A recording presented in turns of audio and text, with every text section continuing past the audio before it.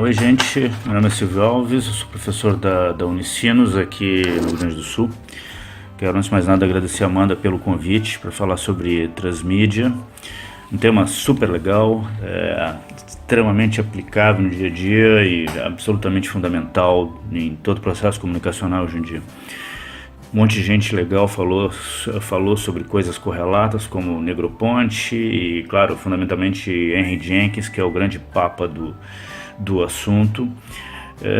Mas beleza, o que é essa transmídia? Bom, o que eu, antes de mais nada, queria focar é o seguinte, é que na minha visão, transmídia não existe sem narrativa. Então por isso que já de um bom tempo para cá as pessoas estão falando basicamente dessas duas coisas convivendo juntas, se interrelacionando. Então, o que é narrativa transmídia?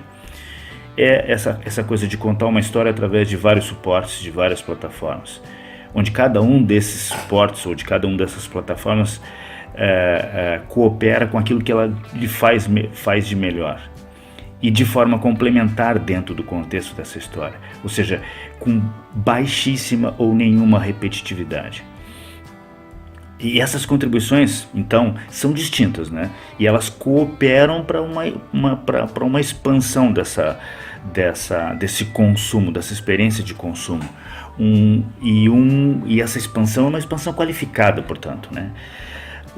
E essas partes distintas, elas precisam estar relacionadas. É importante que elas façam parte de uma estratégia, de um todo maior.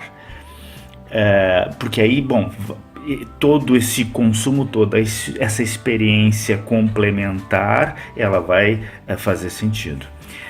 Agora, tudo isso, todo esse contexto de narrativa transmídia, a gente tem que levar em conta o seguinte: primeiro, nós estamos num momento de consumo paralelo.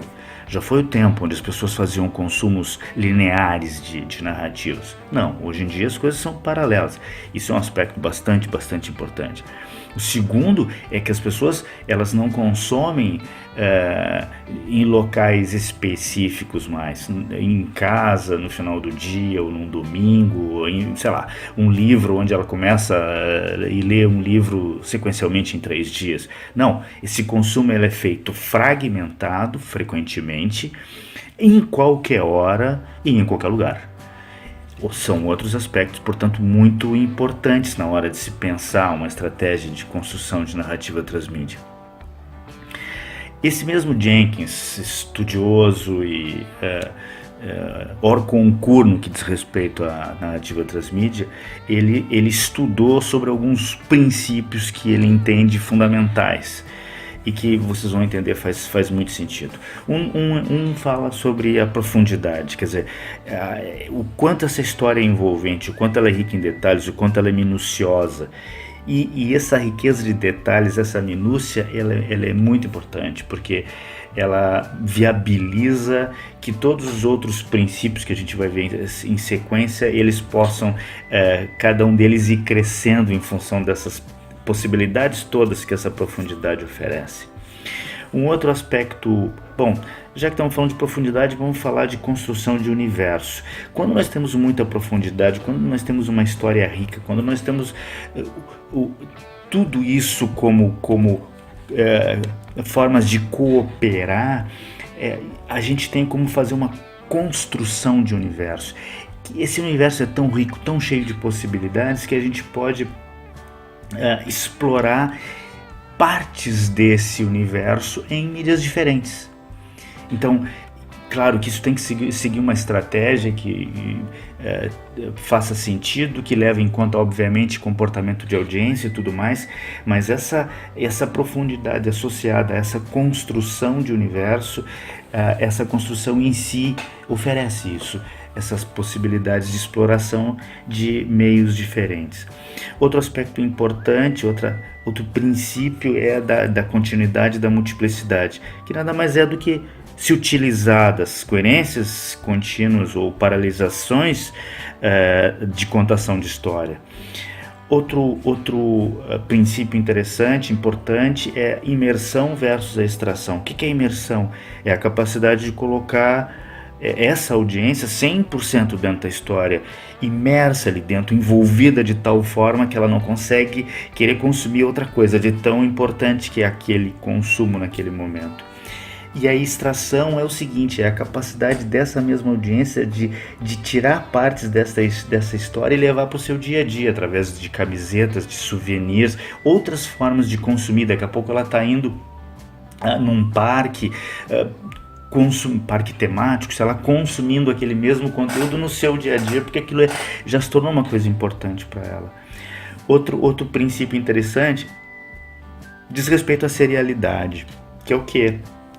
Essa fragmentação desse conteúdo em episódios, em partes ou em grandes blocos, utilizando esse princípio da quebra do arco narrativo. Importante dizer que essa serialidade, no entanto, ela não pode prescindir de uma coisa que é o fato de que a audiência, ao consumir um determinado episódio, ela consegue entender esse início, meio e fim do episódio nele mesmo. Obviamente que esse episódio, frequentemente, ele está ali estimulando as pessoas a consumir o próximo episódio, a relacionar esse episódio atual com coisas que ela já viu no episódio anterior. Mas se for uma pessoa que estiver consumindo só aquele episódio naquele momento, aquele episódio tem que fazer sentido para ela, tem que ter um início, meio e fim que minimamente satisfaçam aquela necessidade que a pessoa tem de se sentir saciada por aquele trecho de conteúdo. Obviamente que uma coisa muito importante nessa serialidade e em toda estratégia transmídia é, independente do ponto que a pessoa estiver entrando nessa história, se através de um HQ, se através de um episódio de TV, se através de um outdoor, enfim, que ela se sinta saciada naquele mínimo momento ali, mas que ela se sinta também, muito importantemente, estimulada a seguir consumindo o resto da estratégia de expansão narrativa. Outro princípio importante é a subjetividade, que diz respeito a lacunas que são deixadas nessa história, para que a audiência faça a sua interpretação, a sua leitura sobre aquilo que ela está, sobre aquela contação de histórias. Outro aspecto importante diz respeito à performance. O que é performance?